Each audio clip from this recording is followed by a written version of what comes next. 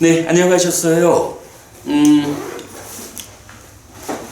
벌써 3월도 두 자릿수 날짜가 되었어요. 이제 그 코로나19 이런 그 환경적 문제가 없으면 1년 중에 가장 좋은 봄날이 찾아왔습니다. 밖에 잠깐씩 바람을 쐬러 나가도 이제 추위가 불편을 주지 않는 참 좋은 시절이 왔어요. 법회에 참석하신 법우님들도 그렇고 또 동영상을 통해서 방송을 통해서 보시는 모든 분들이 이 즐거운 봄날 다 행복하게 편안히 지내시기 바랍니다. 우리가 지금 불교 입문 2 사실에 대한 미리 보기 수업을 진행하고 있어요. 지난주에 우리가 의논해서 목요일 2시간 수업을 원래 이제 우리 5달 동안을 이 수업을 1시간 하고 50분 경전 해설 수업을 했는데 그 경전 해설 수업이 이제 하나의 주제를 마무리했기 때문에 이제 좀 더 효율적으로 공부를 하자라고 해서 오늘부터는 목요일에도 이 수업을 90분 수업으로 진행하는 하나의 수업을 하기로 했습니다. 지금부터 그렇게 할 거고요. 우리가 지금 이 사실에 대한 공부를 하는 것이 공부하는 우리가 좀 어려울 수는 있겠지만요. 여러분 제가 이제 역시 작년 10월부터 시작해가지고 대답 해피스님 오전 시간 방송을 하고 있잖아요. 그러면 주로 이제 네이버 지식인에 올라온 질문에 답하는 형태로 대답 해피스님을 진행하고 있는데 많은 사람들이 구체적으로 궁금해하는 주제들 그런 주제들에 대해서 정확하게 답을 주는 데는 뭐니 해도 이 수업이 왕이에요. 오늘도 혹시 오늘 아침에 보신 분 계신지 몰라요. 오늘 대답 해피스님 주제는 이런 질문이 있었는 거예요. 하나님이 부처님도 창조를 했어. 그런데 부처님하고 예수님하고는 원수지간인가요? 이런 질문이 올라온 거예요. 그래서 제가 거기에 답을 했지. 답을 딱 그렇게 한 거예요. 일단 이제 질문자는 하나님이 부처님을 창조했다라는 것을 먼저 딱 전제하고 아니 부처님도 하나님이 창조한 존재인데 왜 하나님의 아들인 예수님하고 부처님하고가 원수지간일까? 원수지간인가요? 이렇게 질문을 했잖아요. 그래서 제가 이렇게 답을 시작하고요. 사실입니까? 사실인가요? 이랬던가? 사실인가요? 하나님이 부처님을 창조했습니까? 이렇게 딱 시작을 하면서 사실이라는 개념으로 우리가 접근을 해보자. 그래서 전체적인 주제가 부처님을 하나님이 창조한 게 맞다면 뒤이어서 당연히 나도 하나님이 창조한 게 되잖아요. 이런 중요한 주제, 내가 하나님이 창조한 피조물일까? 우리 교주, 우리 스승인 부처님도 하나님이 창조한 피조물일까? 이런 중요한 주제에 대해서는 여러분 우리가 좀 진지하게 접근해야 합니다. 아주 진지하게 접근해가지고 그러므로 이러하다 라고 판단을 해야 합니다. 삶에 대한 이 진지한 접근, 그런 판단이 적용되지 않고 그냥 뭐 주변 사람들, 말하자면 부모, 형제고 친구고 선생님들이고 또는 책으로 이렇게 그냥 남들을 통해서 배운 그대로 내가 스스로 진지하게 접근해보지 않고 이런 중요한 주제에 대해서 답을 가져버리면 그러한 답은 사실이 아닐 수도 있습니다. 사실은 이 책에서 말하는 사실이 뭐예요? 부처님이라고 하는 깨달은 자, 삶을 완성한 자, 그래서 내 삶에 대한 가장 완전한 해석을 제공해주는 깨달은 분 스승, 이 부처님 말씀에 의하면 세상에 원래 있는 거 없잖아요. 세상에 있는 거는 물질이든 물질 아니든 다 생겨나는 거란 말이야. 어떻게 생겨나느냐?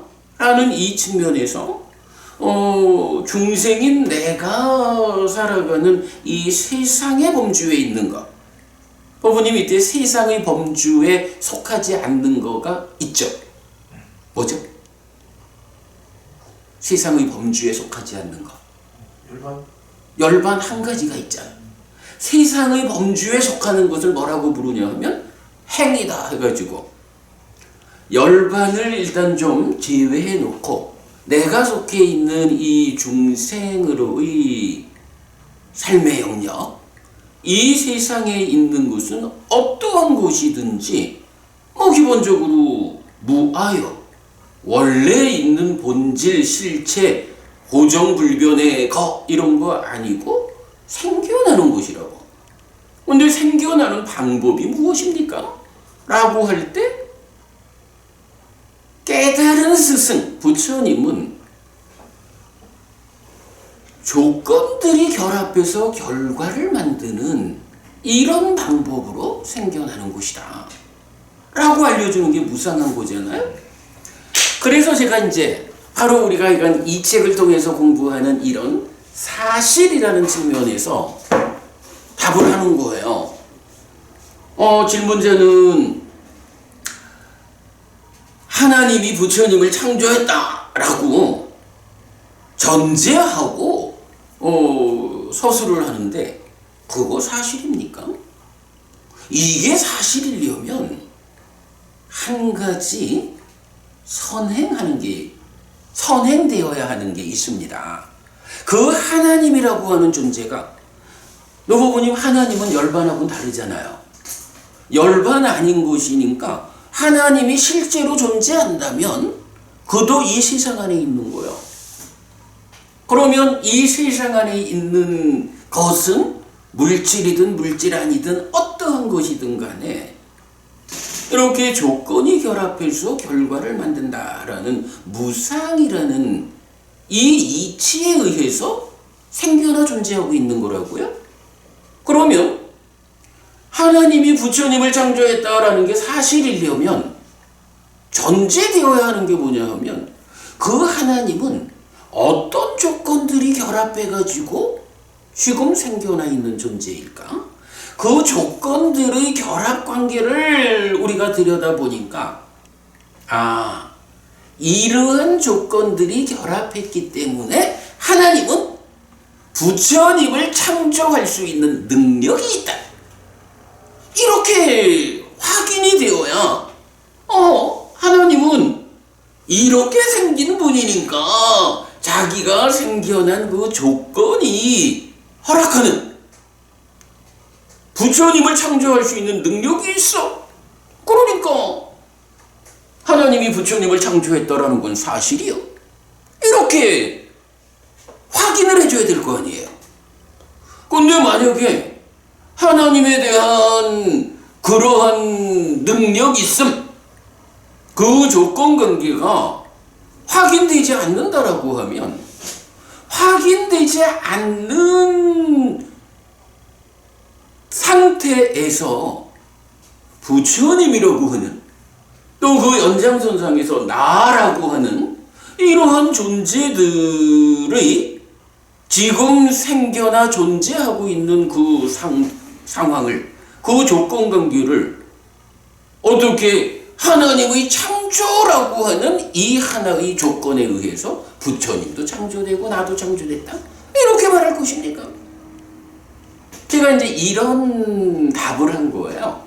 그래서 진지하게, 정말로 우리 삶의 중요한 문제들은 진지하게 접근해야 합니다. 그래서 잘 판단해가지고 받아들여야 그러한 삶이 퇴보로 이끌리지 않고 향상으로 이끌리는 겁니다. 그러면서 이제 마지막 결론을 그래도 한 줄로 했지.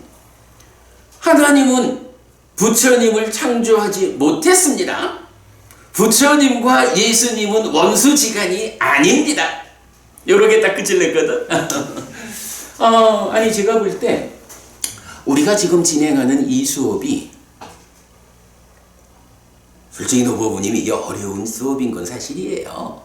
그렇지만 이런 과정을 통해 가지고 우리가 부처님께서 깨달아 알려주는 우리 삶의 원리, 이치, 이것을 사실 그대로 만나는 일은 우리 삶을 바꾸는 가장 큰 동력이 되는 거예요. 이게 퇴보하는 내가 아니고 향상하는 나를 만드는 가장 큰 조건이다, 이렇게 말해도 되는 거예요.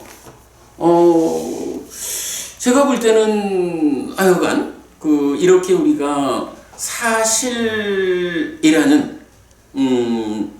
불교의 중심이 되는 교리들, 부처님 가르침의 근본 자리를 공부하는 이것이 우리가 살아가면서 만나지는 다양한 상황들, 다양한 문제들에 대해서 정답을 찾아낼 수 있는 최선의 길이다. 결국은 뭐 이제 우리가 그래도 이렇게 공부를 하고 방송도 하고 동영상도 올리고 이러면 이제 함께 보는 분들이 이런 관점에 눈을 맞출 수 있겠죠. 우리가 하는 일이 그런 분들에게 커다란 도움을 주는 그런 공덕이 되는 일을 우리가 지금 진행하고 있다. 이런 부분도 말씀드리면서 오늘 수업을 시작하겠습니다. 자, 삼법인에 대한 이야기를 진행하고 있어요. 지난주에 우리가 삼법인 이 주제가 어떤 순서로 진행되고 있는가라는 거 한번 뒤집어 봤고요. 그 가운데에서 지금 락이라는 거, 행복,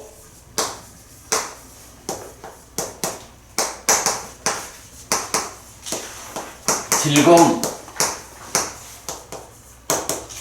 이 부분을 진행하고 있습니다. 그 가운데 이제 지난주에 우리가 저 얘기했죠. 여김의 희열.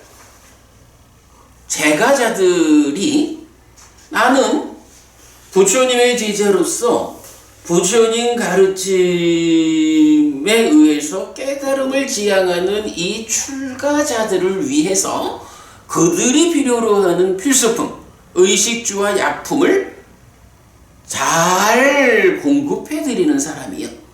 이것이 나에게 커다란 공덕이 되고 복이 되는 거예요. 하는 이런 보시로서 만족하면 안 된다라는 말을 부처님 하시는 거죠. 제가자들의 입장에서도 당연히 출가자들은 경제생활을 안 하고 오직 가르침 외길로 깨달음으로 지향하는 이런 삶을 살아감으로써 많은 사람들에게 완전한 행복의 길을 보여주는 이런 역할을 담당하고 있어요. 그러니까 제가에 살면서 경제활동을 하는 제가 신자들이 출가자들의 필수품을 책임져 줘야 한다라는 건 당연한 일이에요. 그러다 보니까 그것이 그야말로 출가자에게 의식주와 약품을 공급한다라는 것이 커다란 공덕행위다, 복이 쌓이는 것이다 하는 건 당연한데, 그러나 제가 신자로서의 삶이 그런 공덕을 짓는다라는 것으로 만족해서는 안 된다. 그러면 그게 만족되지 않는 거라면 더 이상 무엇을 해야 합니까? 라는 데 대해서 부처님은 여임의 희열을 그대들이 직접 성취해야 한다, 경험해야 된다, 이렇게 말하는 거잖아요. 여임의 희열. 그래서 그 여임의 희열을 얻게 되면 어떤 일이 있다고요? 소유와 관련된 고와 고뇌 없고, 불선과 관계된 고와 고뇌 없고, 선과 관련된 고와 고뇌 없고, 또 그 중간에 소유와 관련된 락과 만족도 없고, 불선과 관련된 락과 만족도 없고, 오직 남아있는 거는 선과 관련된 락과 만족이 있다. 이럴 때 이제 고와 고뇌, 락과 만족, 이게 느낌에 대한 5가지 기능 중에 4개잖아요. 그러니까 뭐 우리가 또 정확히 말하자면 사실 여임의 희열을 얻었다라고 할 때 남아있는 거로는 평정이라는 개념도 더 보태져야 하기는 하겠죠. 좀 더 이제 높은 수행이 필요한 이야기이긴 합니다만은, 이렇게 이제 여임의 희열을 말했는데, 이런 여임의 희열을 지시하는 용어가 있잖아요. 불교 안에 가장 중요한 용어, 니러미서 웨다나, 개발된 느낌, 요 개념이 있었죠? 그래서 이제 이 개발된 느낌이라는 데에 우리가 초점을 맞춰가지고 락, 행복이다, 즐거움이다 라는 이 행복의 영역에서 우리가 어떤 진보의 과정을 거쳐가느냐. 그러니까 행복하다라고 하는 게 요만큼 행복했다고 끝나는 게 아니잖아요. 요렇게 시작한 개발된 느낌, 그 행복이 이만큼 커지는 거 아니야. 이런 행복의 영역에서의 진보라는 제목으로 사실은 지난주부터 우리가 공부를 시작한 거예요. 그 첫 번째가 여임의 희열이었다고. 자, 그러면 이게 이제 무슨 얘기냐?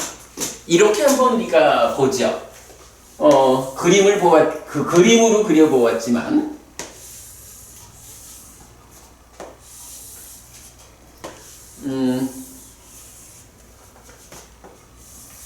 요런 그림이 있었죠. 이럴 때에 요만큼은 두카, 괴로움의 척격인데 두케라는 척격을 안 쓰고 두카스밍이라는 고의 영역, 요런 영어를 우리가 발견을 한 거죠. 고의 영역. 그런가 하면 요렇게 시작해서 여기까지 가는 수카스밍, 락의 영역, 이런 영역의 구분을 보았던 거죠. 그래서 여기까지 고의 영역에 속한 것을 또 어떤 걸로 보았어요? 외다 이 땅 해가지고 경험된 것은 모두 고다, 이런 거 우리가 교재를 통해서 보았잖아요. 자, 그럼 이제 요 상태가 어떻게 구성이 되느냐 하면, 사실은 삶의 영역이 대부분은, 존재들의 영역의 대부분은 지금 요만큼의 영역은 뭐예요? 두카스밍, 고의 영역에 속하기도 하면서 수카스밍, 락의 영역에 속하기도 하잖아. 혼합되어 있는 거요. 믹스드, 섞여 있는 거야, 그죠? 그러니까 우리 요 영역에서는 우리가 어떠하냐에 따라서 행복하기도 하고 괴롭기도 하고, 얼마나 많이 괴롭고 얼마나 조금 행복할까? 이게 부처님 가르침을 잘 배워가지고 실천하는 이런 상황에서 이만큼 괴롭고 요만큼 행복하던 것이 괴로움은 줄어들어가고 행복은 늘어나는, 이런 것이 말하자면 삶의 향상이죠. 삶의 수준이 진보하는 거죠. 자, 이렇게 볼 때 이제 요 영역이, 여기는 뭐요? 100%, 그러니까 여기는 행복의 영역이 안 속하잖아. 그죠? 100% 괴로움이야. 그런 영역을 지옥이라고 부르죠. 그런가 하면 축생, 아귀, 인간, 천상, 이런 네 갈래의 중생의 영역은 얼마만큼 괴롭고 얼마만큼 행복할 것이냐의 차이를 가지고 섞여 있는 상태인 거예요. 그런가 하면 고의 영역에 속하지 않는 락의 영역이 하나 있죠. 이게 뭐죠? 열반. 이게 열반이라고. 이런 상태를 보여주죠. 자, 이럴 때 우리가 지금 이제 진행하고 있는 락의 영역에서의 진보,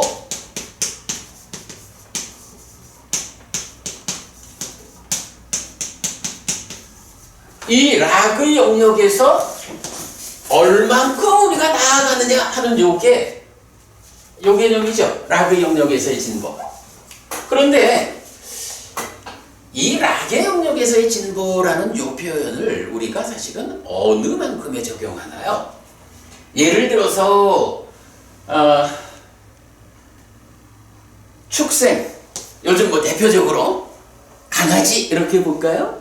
옛날 강아지보다 요즘 강아지가 일부지만 이제는 뭐 애완견도 아니고 반려견 이래서 식구가 되어가지고 요즘은 거꾸로 사람이 집사라며 강아지의 집사, 고양이의 집사 노릇을 한다면요?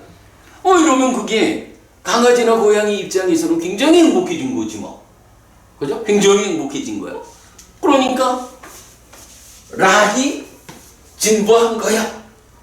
그러나 사실은 우리가 이 공부 과정에서 그런 정도를 락의 진보 이렇게 말하고자 하는 건 아니겠죠.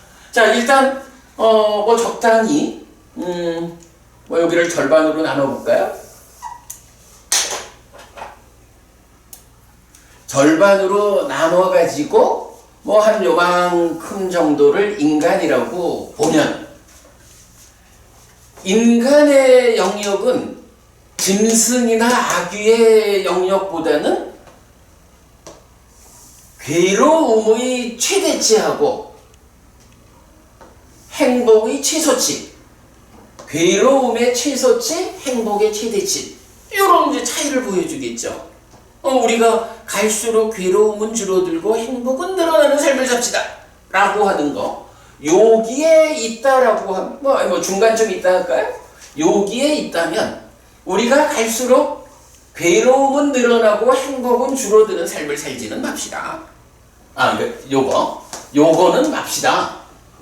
그래도 어떻게든 지금 이 상태에서 괴로움은 줄어들고 행복은 늘어나는 그런 삶을 삽시다. 이게 불교 신자로서의 삶이죠. 근데 여기에서 우리가 이제 하나 주목해야 되는 게 나온 거죠. 행복이 똑같은 행복이 아니라는 거죠.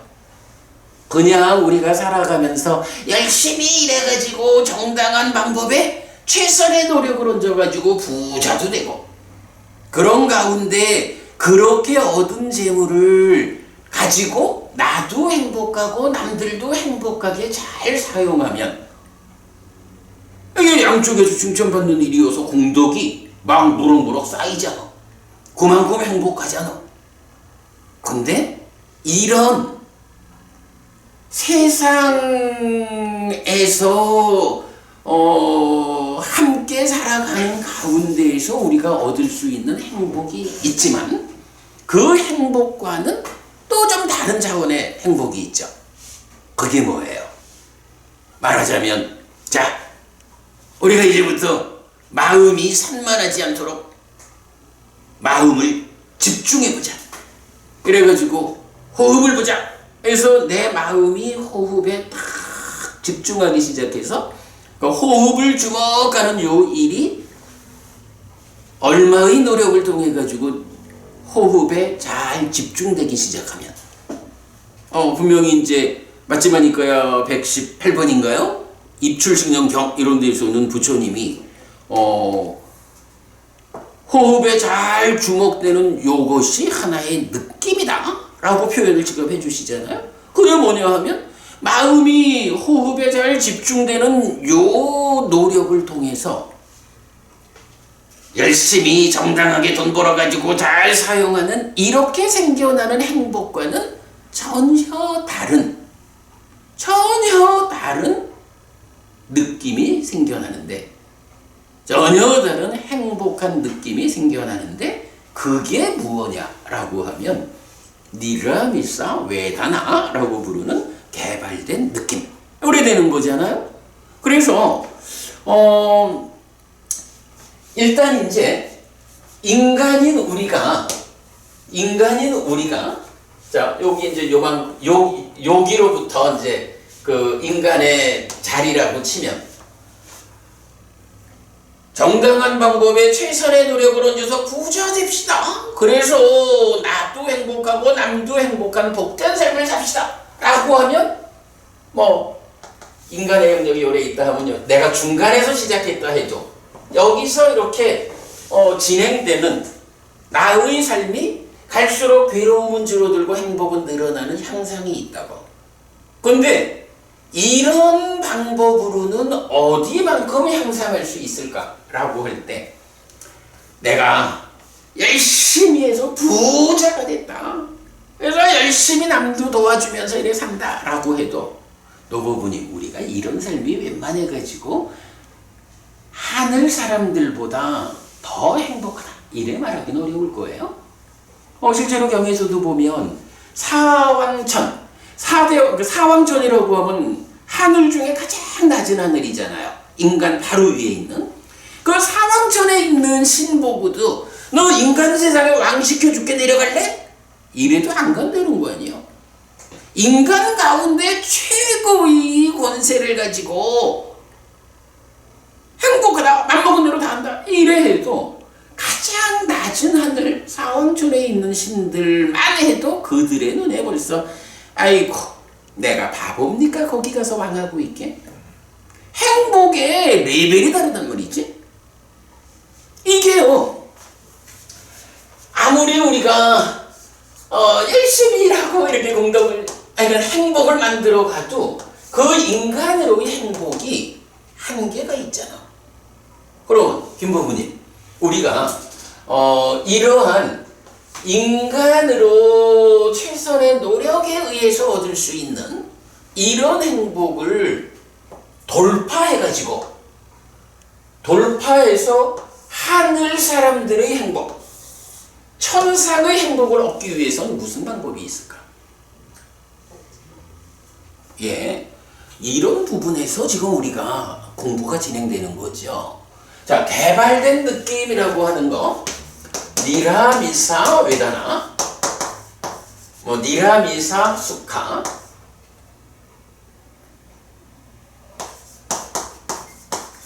개발된 행복 요거죠.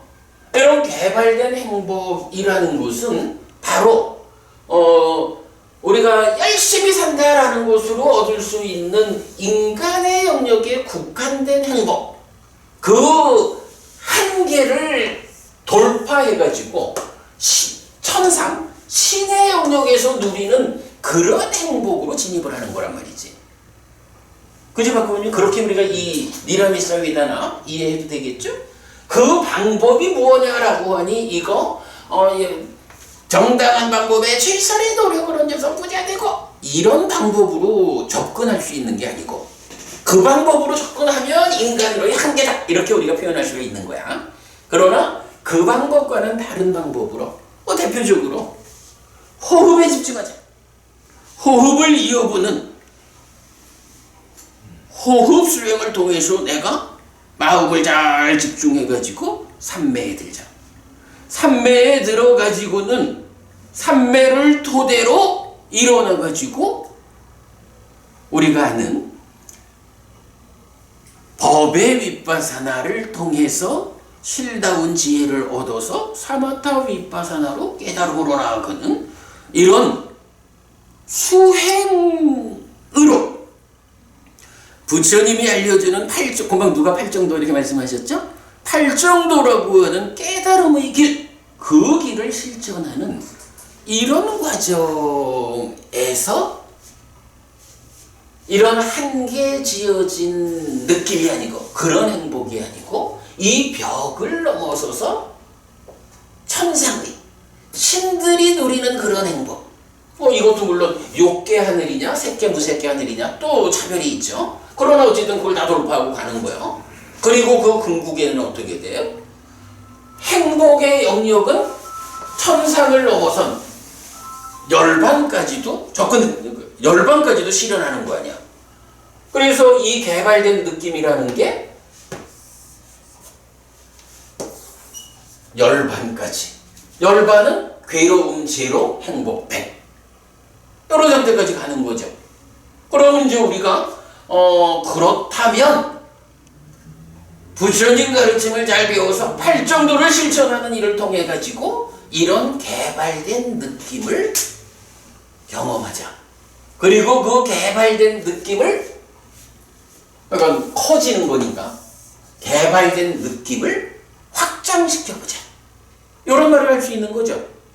그 말이 바로 우리가 지금 말하는 락의 영역에서의 진보라는 이 공부 주제인 거죠. 괜찮죠? 이렇게 그려보니까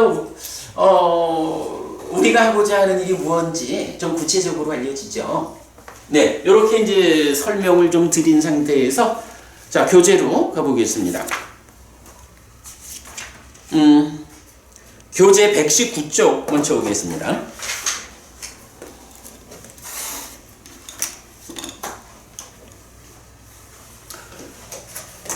자, 그래서 이제 락, 행복에 대한 주제 가운데 세 번째가 락의 영역에서의 진보 이래 됐습니다. 그 중에 1번 여임의 희열, 빠위외 깡삐띵에 대해서는 희열경 통해서 아까 말씀드린 제가자들이 출가자들을 위한 필수품을 조달하는 것만으로 만족하면 안 된다. 희열의 여임의 행복을 성취해라 그랬고, 그랬을 때 여임이라는 게 무엇일까? 라고 할 때 다음 페이지 여임경에서 외도들이 말하는 여임과는 다르게 이 법과 율, 부처님 가르침에서는 개를 중시함으로써 개의 경시가 버려짐에 의해서 벗어난다. 개의 경시에 따르는 문제들을 여인다. 이런 얘기죠. 두 번째가 바른 견해를 가짐으로써 삿된 견해가 버려지는 데 따라서 여인다, 벗어난다. 세 번째가 번뇌가 다한다. 번뇌들의 버려짐에 의해서 번뇌와 관계된 모든 문제들을 여인다. 라고 해서 이 부분은 번뇌 다한 상태니까 아라한까지 가는 전체적인 영역을 여임이라는 측면에서 설명하고 있죠. 자, 여기까지 지난주에 우리가 공부했습니다. 자, 이제 121페이지 두 번째, 자, 락의 영역에서의 진보의 두 번째 주제입니다. 이 풀과 나무 토막의 연료 없이 불이 일어나는 비유, 소유의 삶과 다르고 불성법과 다른 희열. 요건 또 좀 뭘까요? 풀과 나무 토막이라는 연료 없이. 풀과 나무 토막은 딱 그것만을 말하는 게 아니라 이건 우리가 무언가 연료가 있어야 불이 붙는다 이 얘기겠죠. 그런데 그런 연료 없이 불이 일어나는 비유를 말하고 있다라는 거예요. 자, 그래서 맞지마니까야 99번 수박경이 있는데, 이게 제가 그 법회 준비를 하느라고 좀 보다 보니까 이 교재가 뭔가 조금 제가 잘못 만들었어요. 이 첫 번째 문단이 뒤로 넘어가야 돼. 그래서 일단 저기 한 장 넘겨가지고요. 이게 제가 어떻게 경을 인용하면서 그 단락의 순서가 바뀌었어요. 122쪽에 두 번째 단락부터 보겠습니다. 그것을 어떻게 생각하는가 젊은 바라문이여. 풀과 나무 토막의 연료를 연하여 불을 일으킨 것이거나 풀과 나무 토막의 연료 없이 불을 일으킨 것 가운데 어떤 불이 화염과 색채와 빛이 있겠는가? 그러니까 우리가 보통 말하는 연료를 떼가지고 불이 붙는 경우하고 연료 없이 불이 붙는 경우하고 이 두 가지를 부처님 말씀하셔요. 그러면서 그 두 가지 불 중에 어떤 불이 더 말하자면 밝겠느냐 이런 이야기죠. 그랬더니 곧다마 존자여, 만약 풀과 나무 토막의 연료 없이 불을 일으킬 수 있다면 그 불이 화염과 색채와 빛이 있겠습니다. 이게 사실은 좀 황당하잖아요. 그러니까 이제 이 젊은 바람은 이 사람이 질문을 받고는 글쎄 그게 연료 없이 불이 붙는다라는 것이 잘 이해가 안 됩니다. 하지만 그런 불이 있다면 아무래도 뭔가 좀 특별한 불일 테니까 풀과 나무 토막 이런 연료를 떼가지고 생겨나는 불보다 연료 없이 생겨난 불이 더 밝을 것 같습니다. 이렇게 답을 한 거예요. 우리가 보면 공감할 수 있겠죠. 그랬더니 이제 부처님이 젊은 바라문이여, 신통력 외에는 풀과 나무 토막의 연료 없이 불을 일으킨다는 것은 경우가 아니고 여지가 없다. 예를 들면 젊은 바라문이여, 풀과 나무 토막의 연료를 연하여 불이 일어나는 비유에 대해 젊은 바라문이여, 5가지 소유의 사유에 묶인 것을 연한 희열을 나는 말한다. 예를 들면 젊은 바라문이여, 풀과 나무 토막의 연료 없이 불이 일어나는 비유에 대해 젊은 바라문이여, 소유의 삶과 다르고 불선법과 다른 희열을 나는 말한다. 라고 해서 그래, 그대가 생각하기에도 연료 없이 붙는 불이 더 밝겠지. 그런데 그 연료 없이 불이 붙는다라는 거는 신통력이 행사되는, 신통력으로 불을 만드는 경우 말고는 없어. 라고 해서, 그러니까 일반적으로야 다 나무를 떼든 석유를 떼든 연료가 있어야 불이 붙는 건데, 특별한 능력이 있는 사람들은 신통력으로 불을 만들 수 있다는 거죠. 그런 신통력으로 불이 생겨나는 경우 말고는 연료 없이 불이 붙을 수는 없다. 라고 말하면서, 이제 그러면 이것을 왜 이렇게 내가 비유를 했느냐라고 하면, 5가지 소유의 사유에 묶인 것, 이게 뭐죠? 까마구나라고 해서 색, 성향, 미촉, 요 5가지 물질적인 것에 소유의 사유가 작용하는 요런 연결관계를 말하는 거죠. 그래서 색, 성향, 미촉 5가지는 소유의 사유에 묶인 것이다. 이렇게 표현을 한다고. 그러니까 그 5가지 소유의 사유에 묶인 것을 연한 희열이라는 건 뭐예요? 색, 성향, 미촉을 인식하는 거죠. 보면서, 들으면서, 냄새 맡으면서, 맛보면서, 감각을 느끼면서 거기서 어떤 희열이 생겨날 수 있잖아요. 나는 사실 오늘 우리 노보부님 얼굴을 보면서 아주 기뻤거든. 이게 뭐예요? 노보부님이라는 색, 그죠? 모습으로 드러낸 노보부님을 보고 거기에서 버부님 오셨네, 한 주간 무탈하셨구나 하고 내가 기뻤다고. 그러면 이런 걸 뭐라고 하느냐 하면 바로 색성향 미촉 중에 색에 속한 색과 관련해서 희열이 일어난다. 이렇게 말하는 거죠. 그래서 이제 그게 소유의 사유에 묶인 것을 연한 희열. 이것이 비유하자면 연료를 떼가지고 불이 생겨나는 그렇게 비유되는 기쁨이다. 그런가 하면 소유의 삶과 다르고 불선법과 다른 희열을 나는 말한다라고 부처님 말하는데 요것이 뭐냐 하면 연료 없이 불이 생긴다라는 비유를 말했다. 요거거든요. 근데 여기서 소유의 삶과 다르고 불선법과 다른 희열 이게 뭘 말하는 거예요? 우리가 보통 그 초선, 제2선, 제3선, 제4선 이렇게 3매를 말하잖아요. 그럴 때 초선이라는 게 어떻게 설명되나요? 자, 바로 밑에 봅시다. 일단 이제 부처님 이런 소유의 삶과 다르고 불선법과 다른 희열을 내가 연료 없이 붙는 불에 비유했다. 이렇게 말씀하셨고 그거는 말하자면 그건 신통력에 의해서 그런 불은 가능한 건데 그게 아무래도 훨씬 나은 불이지. 그런데 내가 그거를 이렇게 비유한 거야. 그러면 젊은 바라문이여 무엇이 소유의 삶과 다르고 불선법과 다른 희열인가? 여기 젊은 바라문이여 비구는 소유의 삶에서 벗어나고 불선법들에서 벗어나서 요게 바로 위에서 말한 그 내용이죠? 불선법들에서 벗어나서 윗닦아가 있고 윗자라가 있고 떨침에서 생긴 기쁨과 즐거움에 초선을 성취하여 머문다.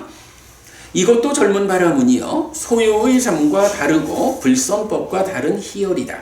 다시 비구들이여 비구는 윗닦아와 윗자라의 가라앉음으로 인해 안으로 평온함과 마음에 집중된 상태가 되어 윗닦아도 없고 윗자라도 없이 삼매에서 생긴 기쁨과 즐거움에 제2선을 성취하여 머문다.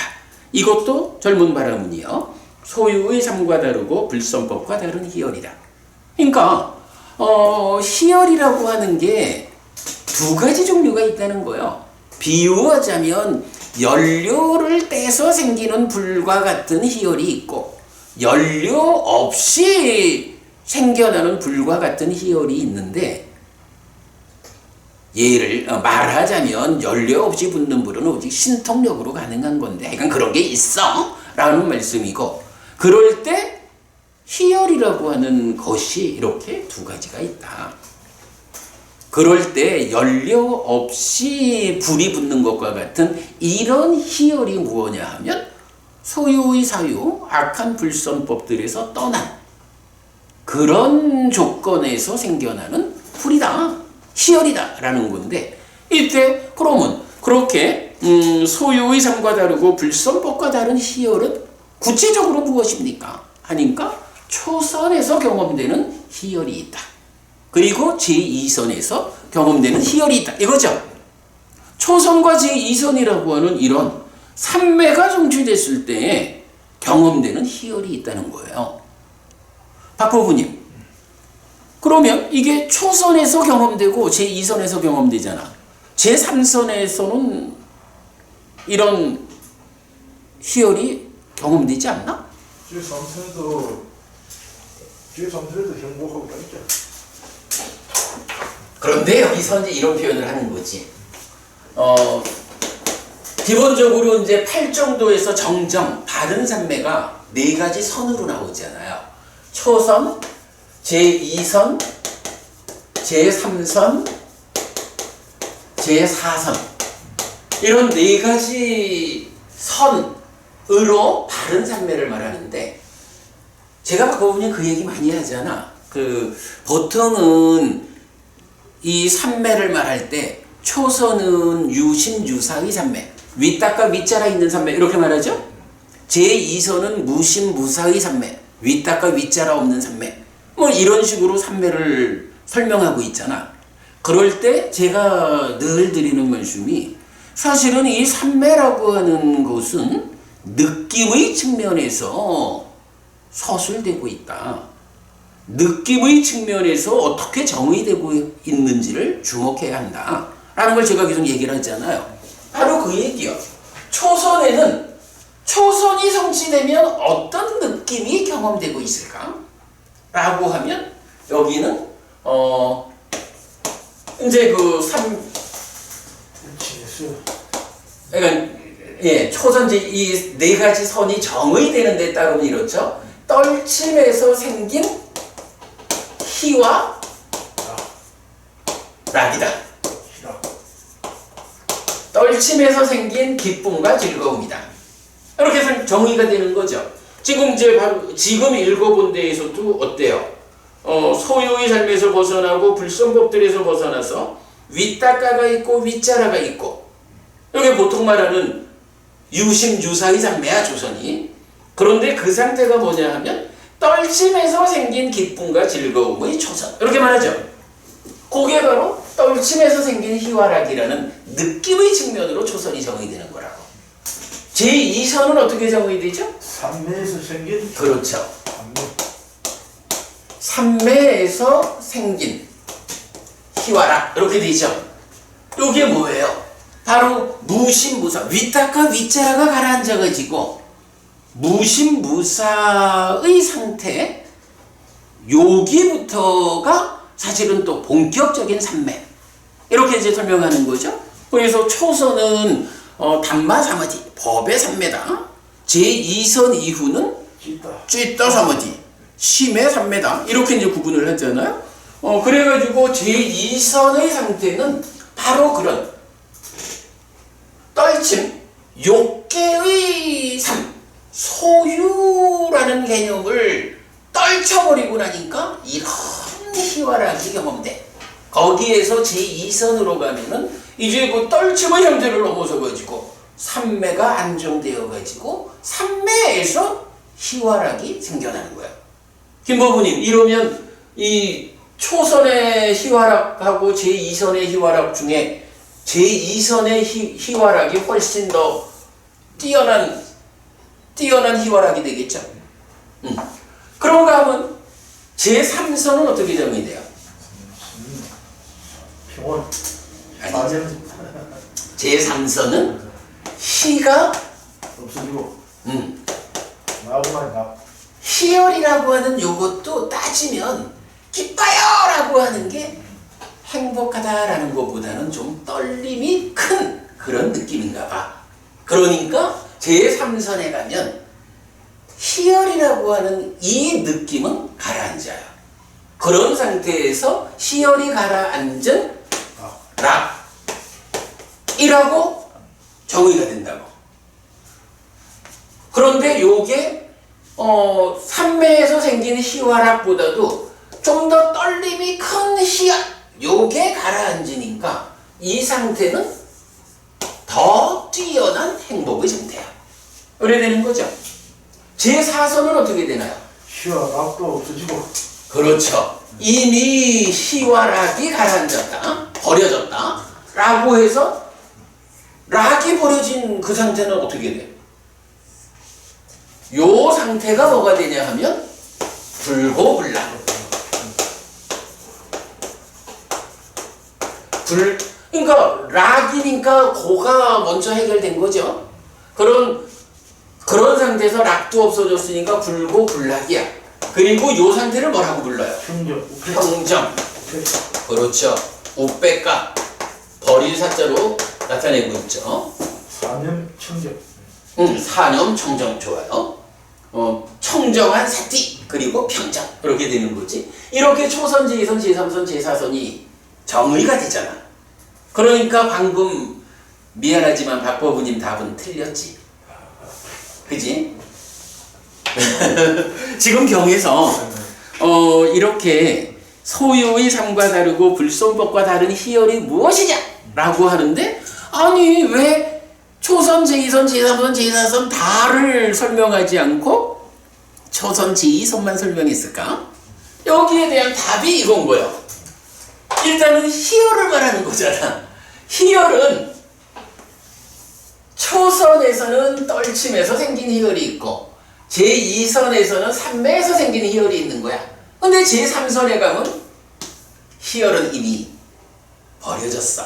더 이상 우리 입장에서야 기막히게 좋은 거지만 이런 높은 수행의 단계에 올라가면 희열이라고 하는 이것도 이미 떨림이 큰 거야.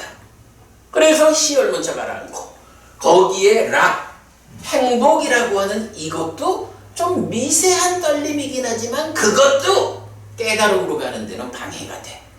그래서 제4선은 그 행복마저도 버린 거야. 그리고 평정만이 남은 거야. 불고불박.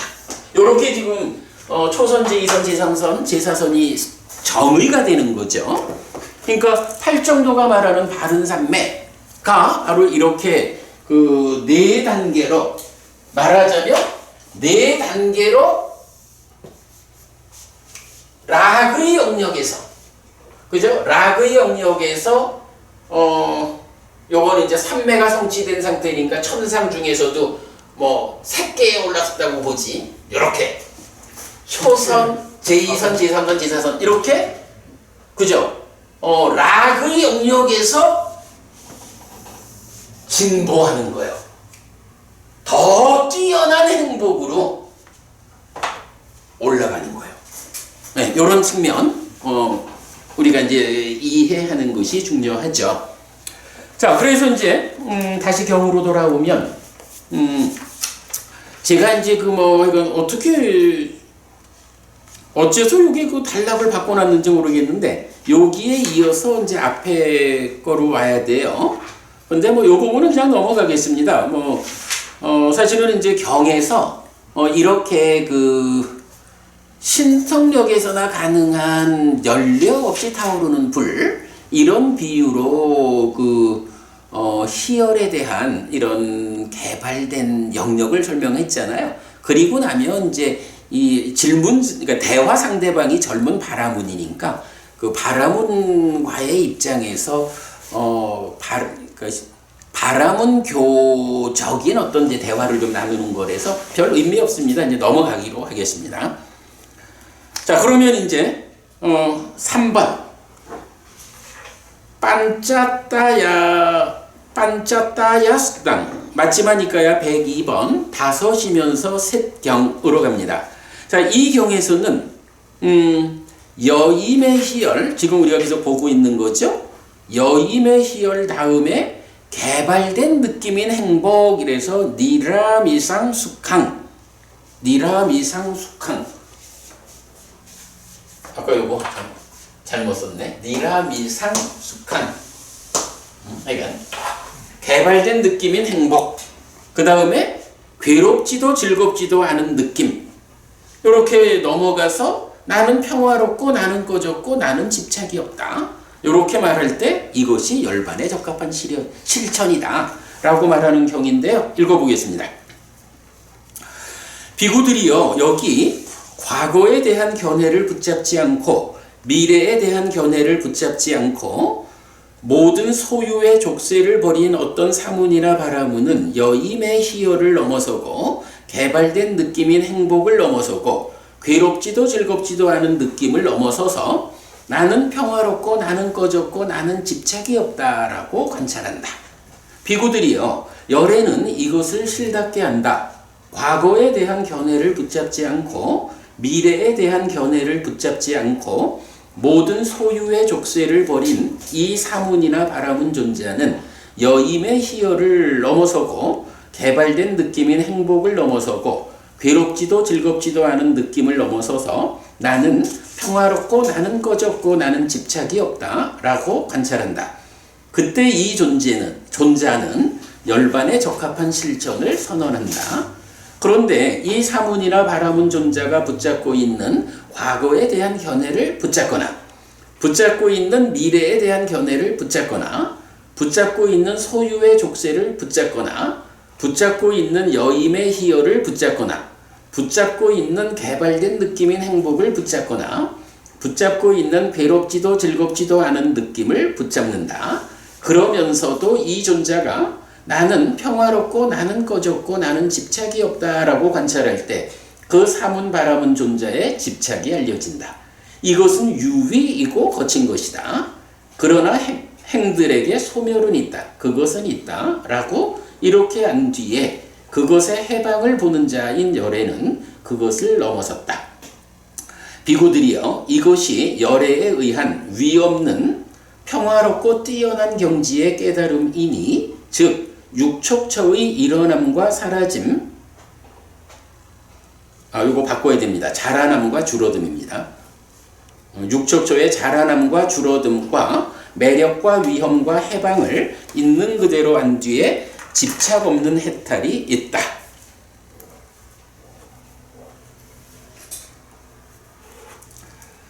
자, 이 경에서는 이런 이야기가 돼요. 여기도 보면 뭐 그냥 대략적인 이 접근을 해보자면 이렇게 볼 수 있겠죠. 첫 번째 뭐가 나타나요? 여임의 희열 해가지고 이 희열이 나타나죠.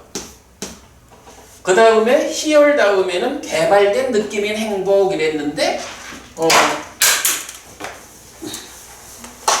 희열과 짝을 이루는 요 행복이 있잖아. 요거는 개발된 느낌인 행복이죠. 그런가 하면 희열의 경지를 넘어서 가지고 제3선에도 개발된 느낌인 행복은 있는 거죠. 그래서 여임의 희열이 제2선까지 간다면 이런 개발된 느낌인 행복은 제3선까지로 연결이 됐죠. 그 다음에 괴롭지도 즐겁지도 않은 느낌, 불고불락이죠. 제4선을 말하죠.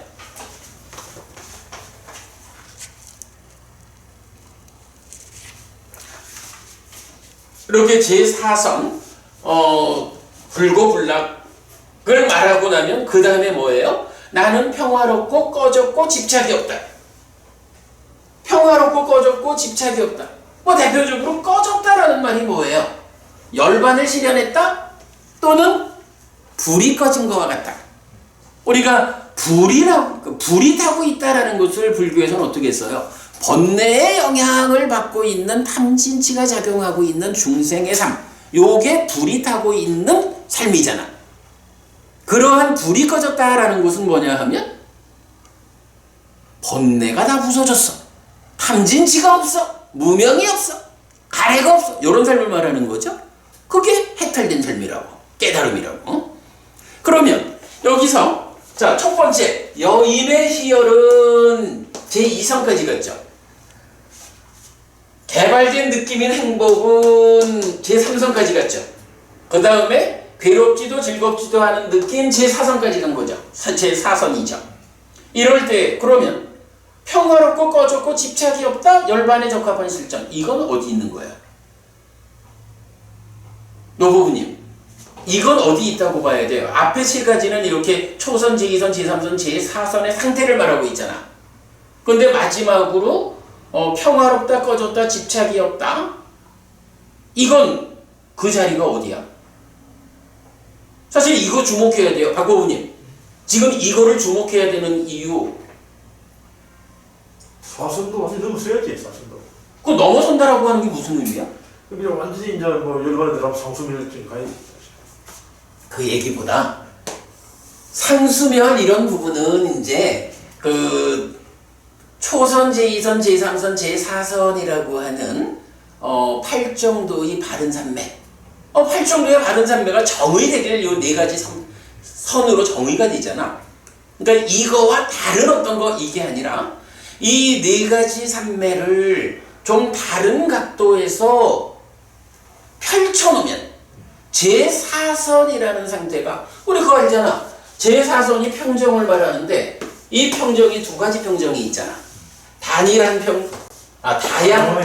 다양함의 평정이 있고 단일함의 평정 이래 있잖아. 다양함의 평정은 제4선이죠. 단일함의 평정은 어떻게 돼? 그렇지. 공무변초부터 비상비비상처까지 무색계 4선이라고. 그러고 이 단일함의 평정까지도 넘어서면 뭐야? 그냥 단일함의 평정 이것도 느낌이잖아. 이 느낌이 소멸한 상태가 상수면이잖아. 이런 상태이기 때문에 사선이라고 말하는 이게 상세하게 펼쳐놓은 구차 재정이 되어서 상수멸까지 포함되는 거야.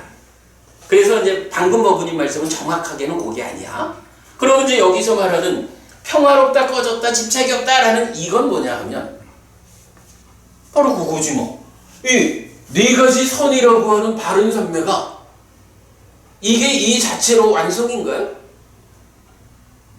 그거는 길이지, 길. 그렇죠. 자세가 길이지. 불교에서 삼매는 삼매 자체가 목적이고 완성인 게 아니요. 목적을 위해서 완성을 위한 토대가 되는 게 삼매라고. 그러니까 초선, 제2선, 제3선, 제4선이라는 펼쳐놓으면 구차 재정이 되는 이런 삼매가 토대이기 때문에 이 토대의 과정은 이렇게 희열이고 행복이고 불고불락인 이렇게 설명이 된 거야. 그런데 이것이 여기서 끝나면 안 되는 거예요. 여기서 끝나지 말고 어디를 가야 되냐 하면 결국은 이거를 토대로 성취해야 되는, 실현해야 되는 자리가 뭐냐 하면 열반이잖아. 이게 깨달음이잖아.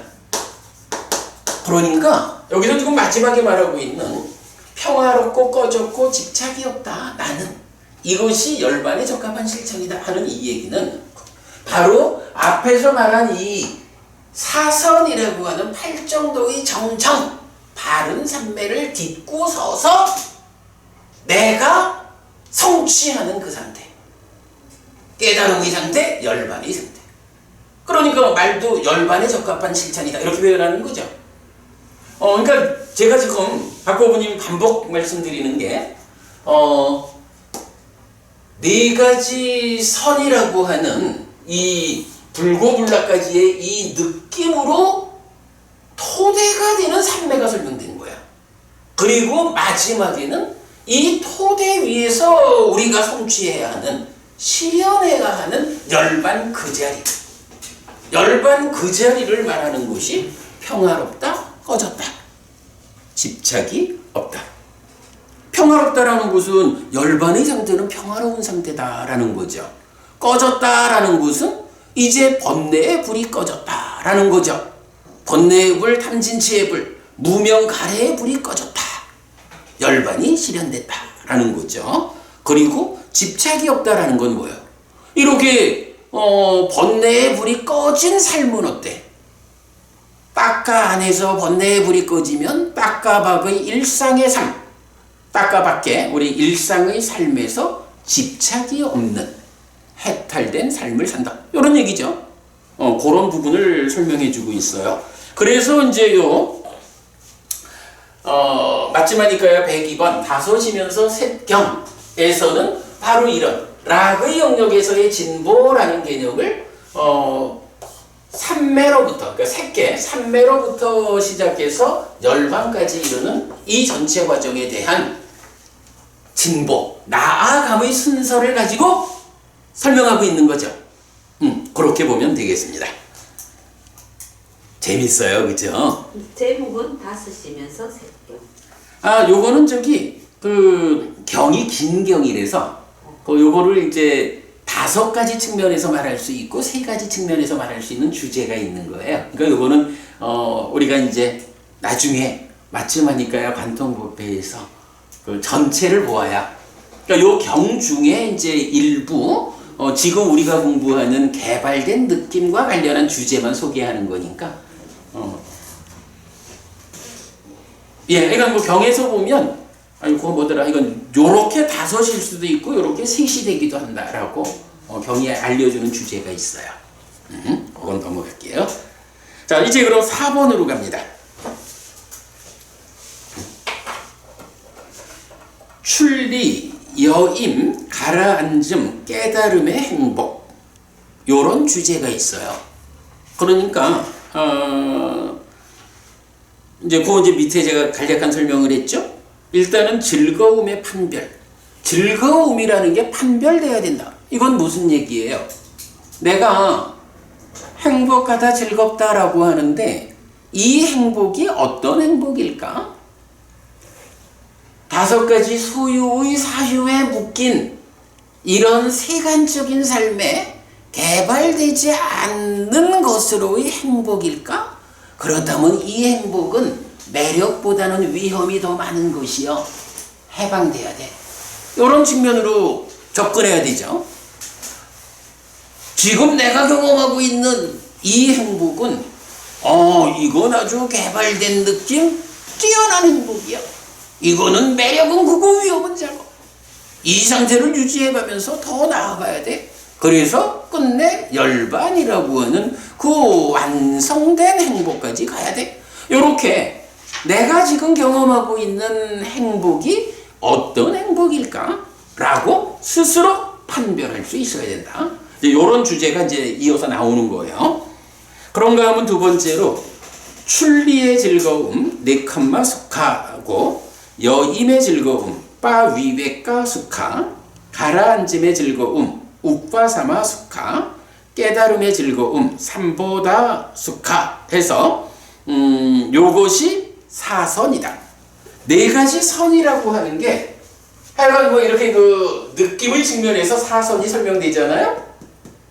근데 이 네 가지 선이라는 게 첫째, 출리의 즐거움이라는 출리가 뭐예요?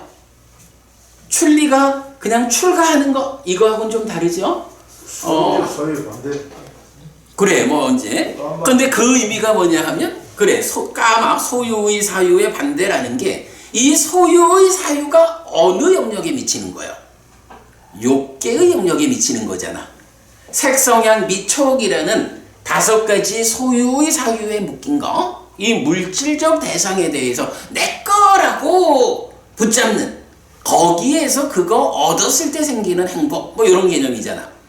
출리라는 건 뭐냐 하면 말씀하신 대로 까마의 반대말이라고. 그러니까 네칸마 출리라는 것은 이런 물질적인 것들에 대한 소유라는 개념으로부터 벗어나는 거라고. 까마라는 말 자체가 의미하는 게 욕계를 의미하잖아. 그죠? 욕계라는 개념이 까마, 소유니까 이제 여기서 출리라고 하는 거는 바로 그 소유라는 삶의 영역을 넘어서는 거, 극복하는 거. 달리 말하면 욕계를 탈출하는 거. 욕계를 넘어서면 어디로 가죠? 색계로 가겠지 뭐. 출리라는 개념이 그건 거요. 그냥 단지 출가한다 해서 집 떠나는 이런 개념이 아니고 소유의 영역, 욕계라는 이 낮은 삶의 영역을 탈출해서 색계라고 하는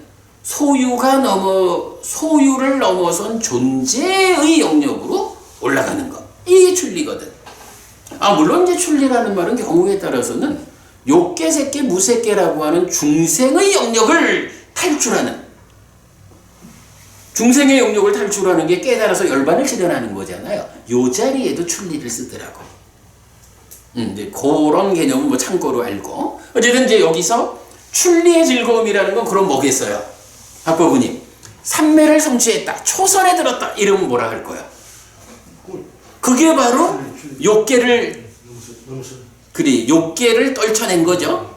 그러니까 초선의, 그러니까 출리의 즐거움, 요 말은 개념적으로 말하면 호흡 붙잡고 매달려가지고 드디어 삼매에 들었어. 그래서 소유라는 개념을 떨쳐내고 삼매에 들었어. 존재의 삶에 들어섰어. 그러한 수카, 그런 행복이 있다는 거죠. 그러니까 그렇게 그 출리해서 색계의 영역으로 들어섰을 때의 그 행복, 그게 출리의 즐거움이야. 그 다음에 여임의 즐거움은 뭘까요? 뭐 여임이라는 의미가 이제 건방계에서 여임의 희열 이런 식으로 나왔죠. 뭐 그렇게 우리가 이해하기로 하고,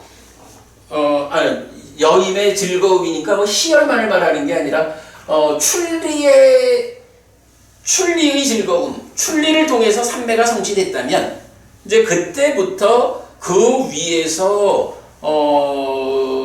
더 그 삼매를 심화시켜가면서 토대를 굳건히 하는 이 과정 전체를 여임의 즐거움 이렇게 말을 하면 되겠죠. 좀 포괄적으로. 그런가 하면 거기서 이제 세 번째 가라앉음의 즐거움 이래서 우빠사마 숙가. 가라앉음의 즐거움은 뭘까요? 행들의 일어나고 사라짐의 끝이. 행들의 가라앉음. 그게 달리 말하면 뭐예요? 삼매라는 토대 위에서, 그죠? 삼매라는 토대 위에서 바로 앞에서 보았지만 평화롭고 꺼지고 집착이 없다라는 열반에 적합한 실천. 이 과정이 뭐예요? 그래서 우리가 저기 전법윤경 같은 데서도 부처님이 이 중도라고 말할 때 뭐예요? 가라앉힘으로 이끌고 깨달음으로 이끌고 이렇게 말하잖아. 가라앉히는 과정, 즉 삼매라는 토대 위에서 번뇌가 부서져가는 과정. 이런 것이 이제 말하자면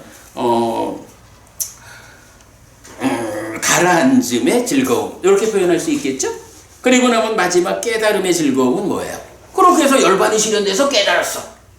그러면 열반이라는 완성된 행복, 이게 깨달음의 즐거움 이래 되겠죠?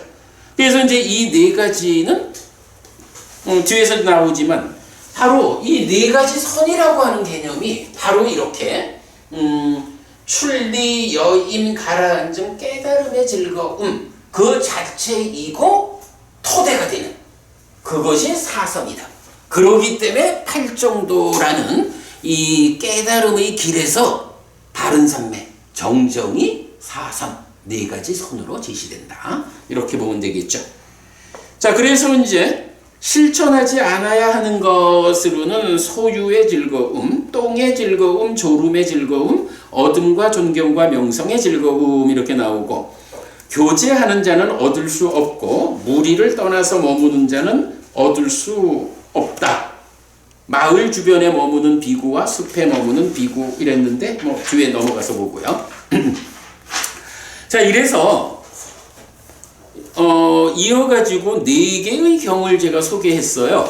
그러니까 바로 출리의 즐거움, 여임, 가라앉음, 깨달음의 즐거움이라는 요 네 가지 즐거움이 쌍을 이루어 가지고 같이 나타나는 경이 네 개가 있는 거예요.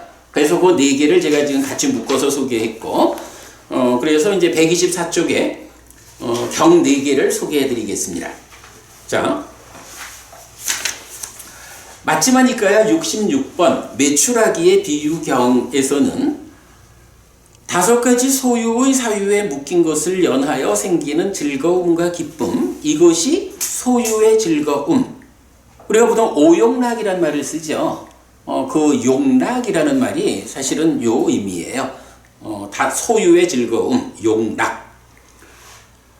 불결한 즐거움, 평범한 즐거움, 성스럽지 못한 즐거움이라고 불린다.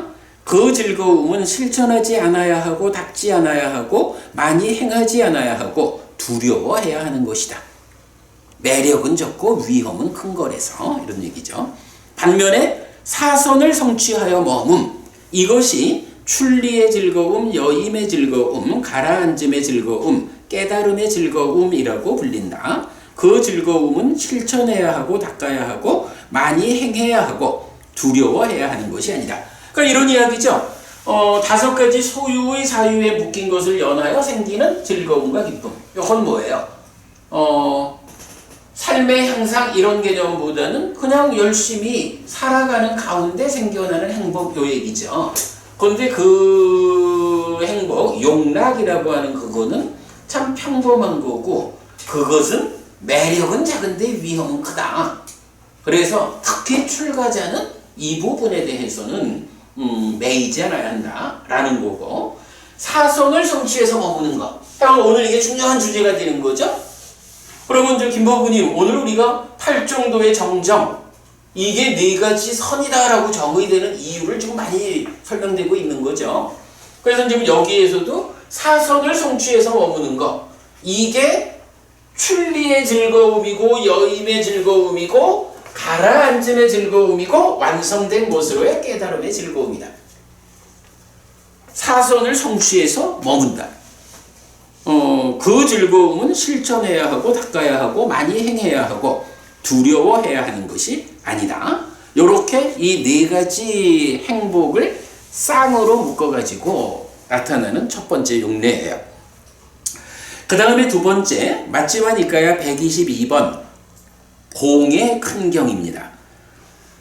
교제하기를 좋아하고 교제하기를 기뻐하고 교제하는 즐거움에 묶이고 무리짓기를 좋아하고 무리짓기를 기뻐하고 무리짓기를 즐거워하는 비구는 얻지 못하고 무리로부터 떠나서 머무는 비구는 얻을 수 있다. 그러니까 요 네 가지, 그러니까 출리, 여임, 가라앉음, 깨달음의 즐거움, 요 네 가지는 이렇게 교제하기를 좋아하고 뭐 이런 비구들은 이렇게 바른 삶에 사선을 성취해서 머무는 이런 행복을 얻을 수가 없는 거야. 그러나 무리로부터 떠나서 머무는 비구는 이런 행복을 얻을 수가 있어. 이렇게 말하는 거죠.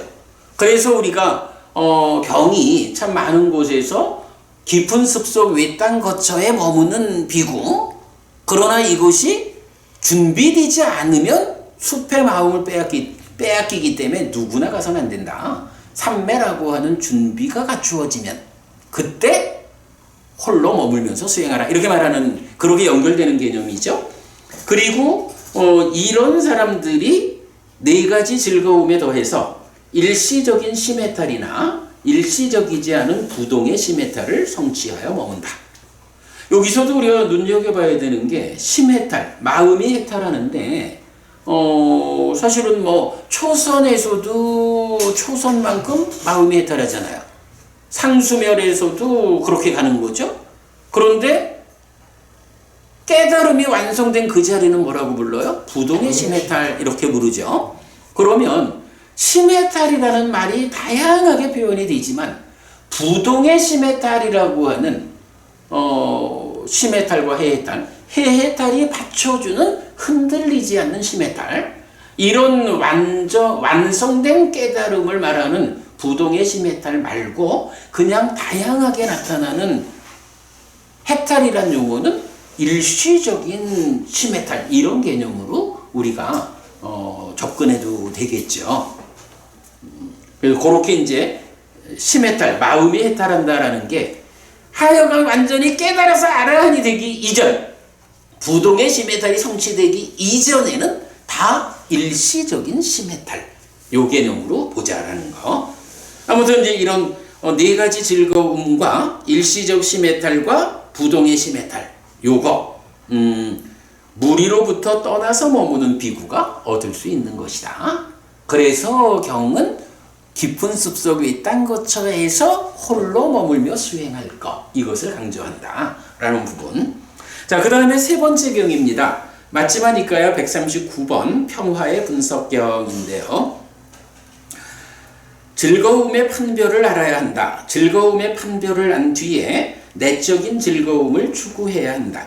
다섯 가지 소유의 사유에 묶인 것을 연하여 생기는 즐거움과 기쁨, 이것이 소유의 즐거움, 불결한 즐거움, 평범한 즐거움, 성스럽지 못한 즐거움이라고 불린다. 그 즐거움은 실천하지 않아야 하고 닦지 않아야 하고 많이 행하지 않아야 하고 두려워해야 하는 것이다. 사선을 성취해서 머문, 이것이 출리의 즐거움 내지 깨달음의 즐거움이라고 불린다. 그 즐거움은 실천해야 하고 내지 두려워해야 하는 것이 아니다. 해서 이렇게 다섯 가지 소유에 묶인 것을 연해서 생기는 즐거움과 기쁨이냐, 그래서 위험한 거냐, 아니면 사선을 성취해서 머무는 가운데 경험되는 것이냐, 그래서 위험하지 않으냐, 이렇게 즐거움을 잘 판별해야 한다. 이것이 이 경의 주제죠. 그래서 그 얘기고, 그 다음에 이제 네 번째로는 안구타르니까야 5의 모음에 30번 나기따경, 또는 6의 모음에 42번 나기따경, 또는 8의 모음에 86번 명성경, 3개의 경이 동일한 주제 위에서 다른 상황을 언급하고 있거든요. 그래서 3개를 같이 묶었는데 이 경들은 이렇게 말을 해요. 명성을 만나지 말라. 출리의 즐거움, 여임의 즐거움, 가라앉음의 즐거움, 깨달음의 즐거움을 원하는 대로 얻지 못하고 어렵지 않게 얻지 못하고 힘들이지 않고 얻지 못하는 자는 그 똥의 즐거움, 졸음의 즐거움, 어둠과 존경과 명성의 즐거움을 즐긴다. 부정상을 실천하는 자에게 정상에 대한 혐오가 확립된다. 육척처에서 무상을 이어보며 머무는 자에게 촉에 대한 혐오가 확립된다. 오치온에서 자라남 줄어듦을 이어보며 머무는 자에게 집착에 대한 혐오가 확립된다. 라고 하고 있어요. 요 내용 뒤에 좀 더 자세히 보기로 하고, 요렇게 이제 명성을 만나면 이렇게 낮은 즐거움에 빠지기 때문에 조심해라. 똥은 즐거움은 뭐예요? 그 얘기 하려고 했는데. 그래요? 그게 무슨 얘기냐면, 먹는 그치? 맛있게 먹잖아요. 먹는 것만. 먹는 즐거움이 커. 근데 사실 그 먹는 즐거움이라는 거는 먹고 난 다음에 다 똥으로 나와버리는 거지 뭐 별 게 없잖아. 그거를 똥의 즐거움이라고 표현하는 거예요. 같은 맥락이야. 제가 그 얘기 설명하려 했는데. 자, 그 다음에 시간이 많지 않습니다만 좀 빨리 읽어보도록 할게요. 이게 요 주제를 마치려 했는데 조금 늦네. 자, 5번입니다. 그 즐거움보다 더 훌륭하고 더 뛰어난 다른 즐거움이라고 해서 맞지마니까요 59번 많은 경험경, 36번 상류다 19번 반짝감가경, 20번 비구경, 3개의 경. 사실은 요 3개의 경은 내용이 거의 동일하다라고 말해도 되는 그런 경인데, 박보은이 사실 요 많은 경험경 우리가 많이 인용을 하고 있죠. 보면은 이제 아주 대표적인 인용거리가 하나 있죠. 읽어보겠습니다. 안한다요. 이런 5가지 소유의 사유에 묶인 것이 있다. 무엇이 5인가? 원하고 좋아하고 마음에 들고 사랑스럽고 소유의 사유를 수반하며 좋아하기 마련한 안으로 인식되는 색들, 이로 인식되는 성들, 비로 인식되는 향들, 설로 인식되는 미들, 원하고 좋아하고 마음에 들고 사랑스럽고 소유의 사유를 수반하며 좋아하기 마련인 신으로 인식되는 촉들. 안한다요. 이런 5가지 소유의 사유에 묶인 것이 있다.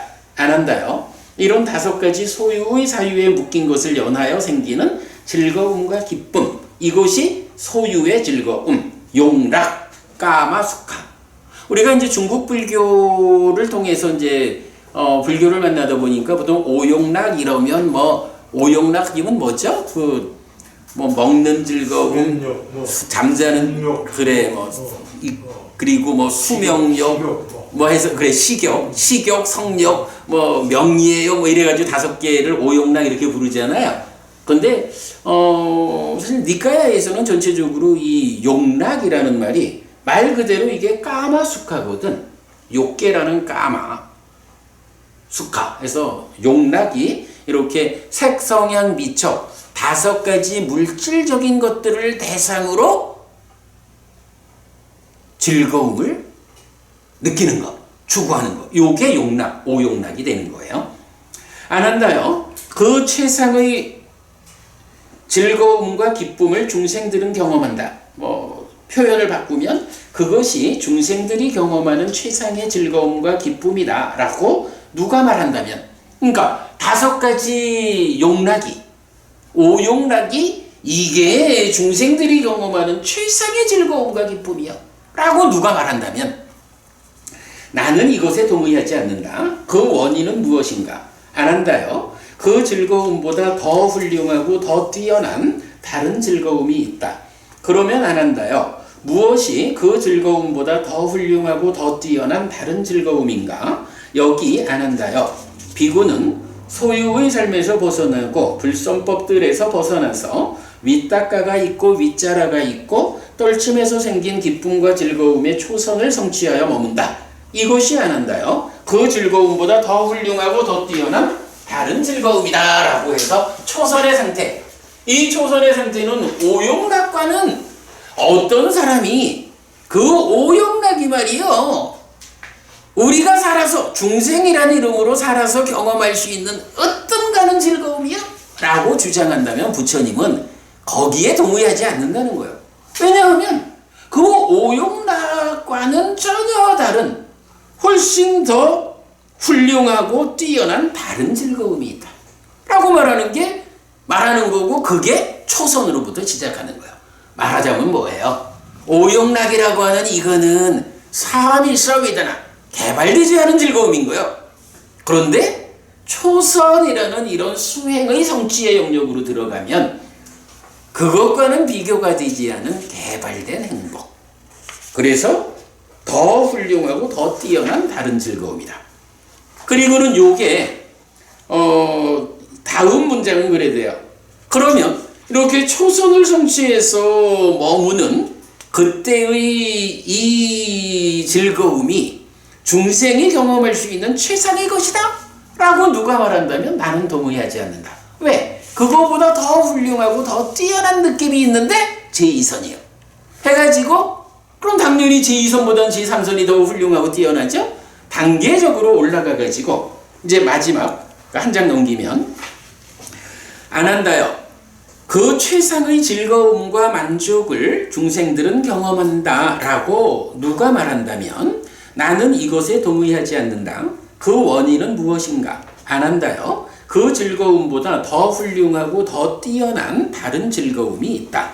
그러면 안 한다요. 무엇이 그 즐거움보다 더 훌륭하고 더 뛰어난 다른 즐거움인가? 여기 안 한다요. 비구는 비상비비상처를 완전히 초월하고 상수멸을 성취하여 머문다. 이것이 안 한다요. 그 즐거움보다 더 훌륭하고 더 뛰어난 다른 즐거움이다. 그러니까 초선부터 쭉 올라가가지고 비상비비상처를 성취하면 어떠니요? 라고 누가 말해도 부처님 아니요, 나는 동의 못해. 왜냐하면 비상비비상처의 그 행복보다 더 훌륭하고 더 뛰어난 상수멸을 성취해서 머무는 느낌이 있어. 그렇게 표현하는 거죠. 그리고 그러면서 사실은 이제 이 경이 알려주는 또 결정적인 주제가 있죠. 그런데 안 한다요. 외도 유행승들이 이렇게 말하는 경우가 있을 것이다. 참고할 게 앞에서 상수멸을 성취해서 머무는 게 즐거움이다 이렇게 말을 했단 말이야. 그래, 최고의 즐거움이다 이렇게 말을 했잖아. 근데 상수멸이 뭐예요? 느낌이 소멸한 거잖아. 상과 수가 소멸한 거잖아. 느낌이 소멸했는데 어떻게 그 상태를 즐거움이라고 하나? 요 얘기 우리 계속 하는 거죠? 바로 이 경에서 나오는 거예요. 그런데 안 한다요. 외도 유행승들이 이렇게 말하는 경우가 있을 것이다. 사문고따마는 상수멸을 말했다. 그리고 즐거움의 영역, 여기서 뭐가 나와요? 바로 요 표현, 수카스밍이 나오는 거야. 수카스밍, 요 표현. 그리고 즐거움의 영역에서 그것을 설명한다. 이것이 무슨 상황인가? 어떻게 이럴 수 있는가라고 안 한다요. 이렇게 말하는 다른 외도 유행승들에게 이렇게 말해줘야 한다. 도반들이요. 세종께서는 즐거움의 영역에 대해서 즐거움의 경험만을 설명하지 않았습니다. 도반들이요. 열애는 즐거움이 있는 어디에서든지 그것을 즐거움의 영역에서 설명합니다. 자, 요거 외다 이 땅 해가지고 느껴진 거는 다 괴로움이다 이렇게 말하죠. 느껴진 것의 영역이 두카스밍 가운데 열반을 제외한 수카스밍하고 겹쳐 있잖아.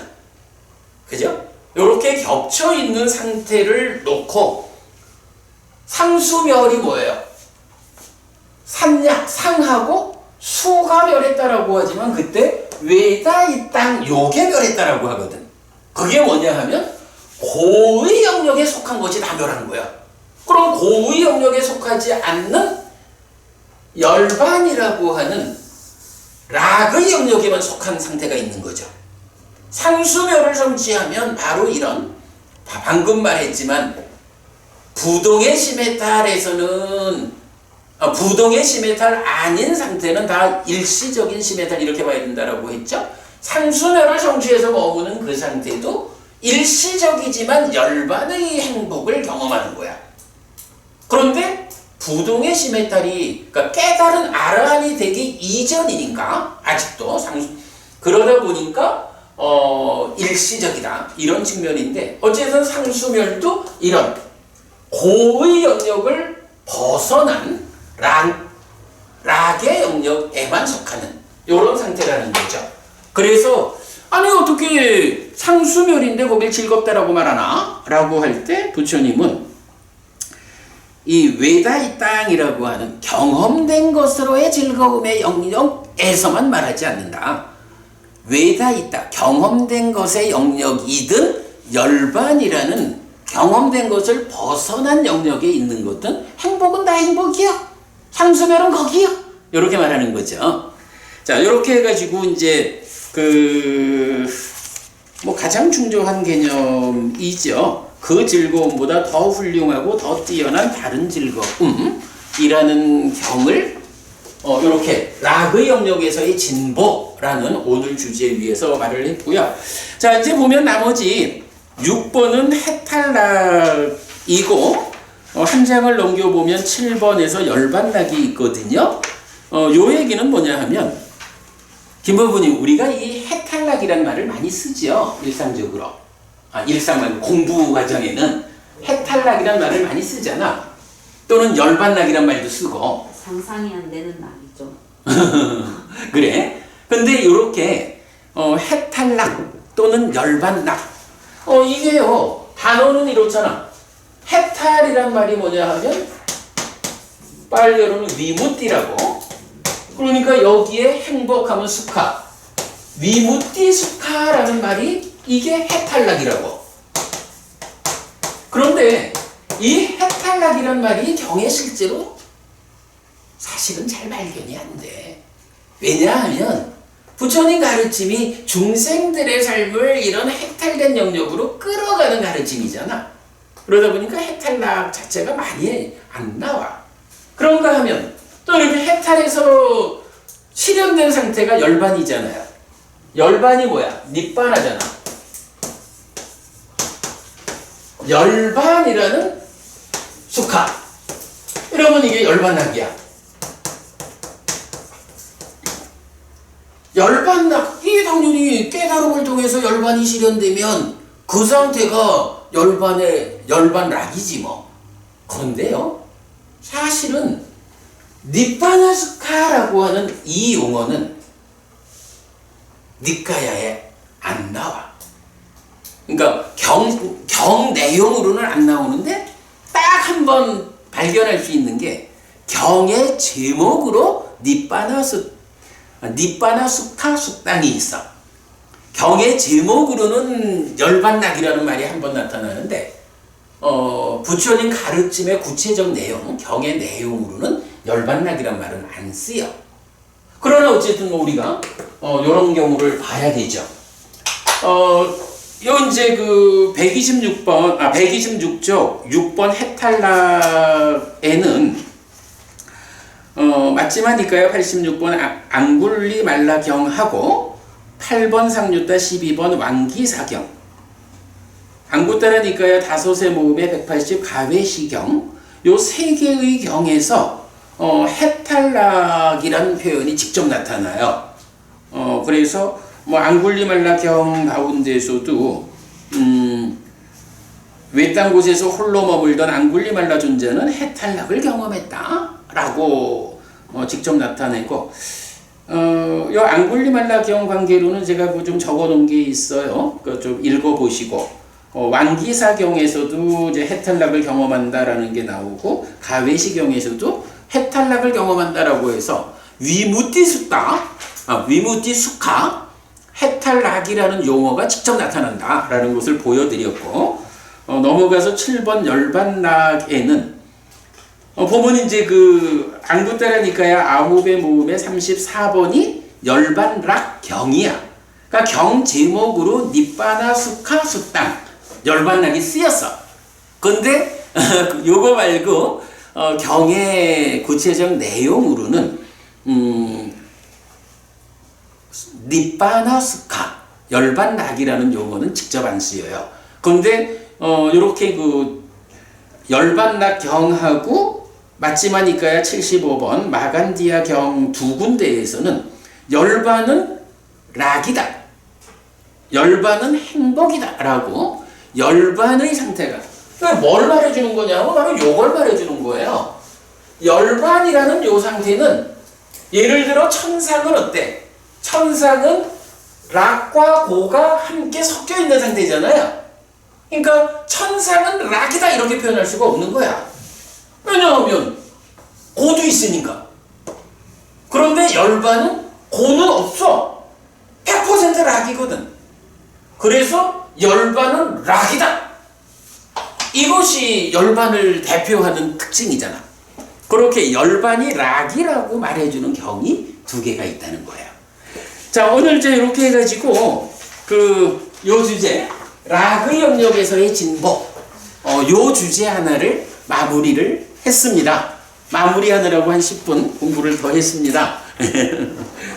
다음 주에는 이제 그 한 장 넘겨보면 산매 가는 길 해서 나오는데 그 수행과 관련한 아주 중요한 주제. 원래 제가 오늘 산매 가는 길까지를 다 하려고 했는데 또 못했어. 다음 주에 그거 하기로 하고요. 그리고 나면 이제 그 다음에는 열반에 대한 구체적인 이야기. 우리가 삼법인에서 뭐 행이 무엇고 무상이 무엇고 고락이 무엇고 이래봤잖아요. 지금 락에 대한 이야기가 이렇게 끝나는 거거든. 그러면 이어가지고 삼법인 중에 열반이라는 주제가 설명되고 그 다음에 이어가지고 무아까지 가면 삼법인이 끝나요. 자, 오늘 이렇게 락의 영역에서의 진보라는 아주 중요한 주제 하나를 마무리했습니다. 오늘 공부 이렇게 마치겠습니다. 수고하셨습니다. 네, 수고하셨습니다.